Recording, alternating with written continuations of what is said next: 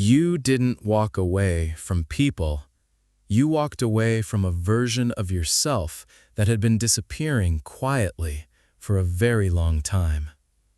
The cutting off wasn't the decision. The decision happened 100 nights before, alone, absorbing things nobody ever saw.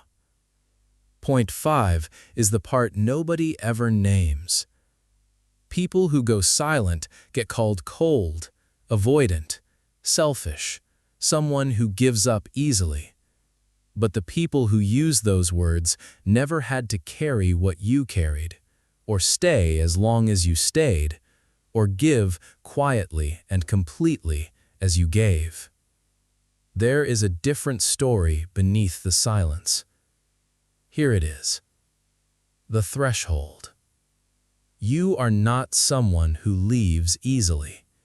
Most people would have walked away months earlier, at the first broken promise, the first time they felt invisible. You stayed. Dr. Guy Winch found that people with high emotional tolerance absorb far more than is healthy, not because they're weak, but because they feel things more completely than most people ever will.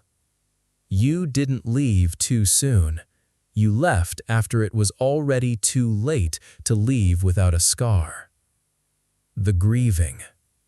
Here is what most people never understand.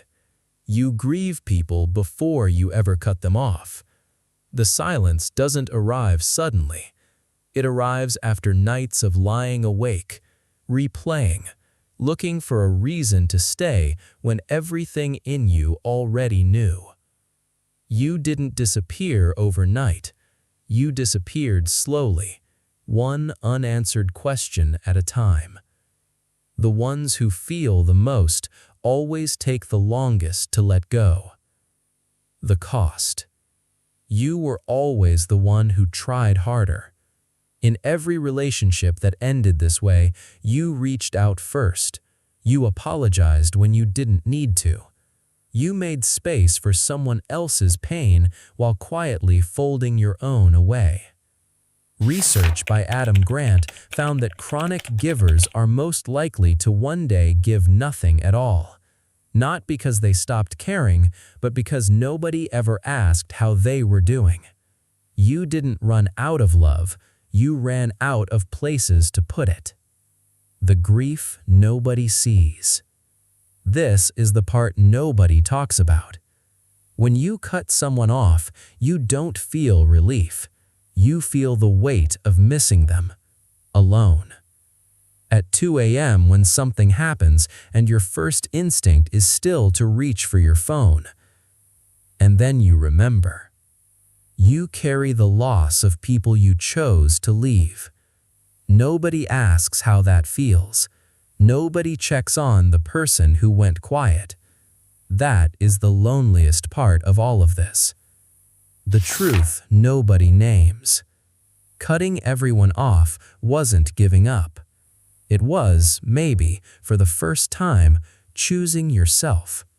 Not dramatically, not out of anger, quietly, the way you do everything. Kristin Neff's research shows that self-protective withdrawal is often the first genuine act of self-respect in people never shown that protecting themselves was allowed. You didn't go cold, you finally went honest.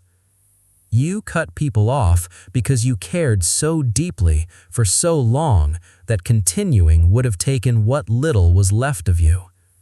Going quiet was never giving up on people. It was the first time you chose yourself over the version of you that kept disappearing every time you stayed. That wasn't coldness, that was survival.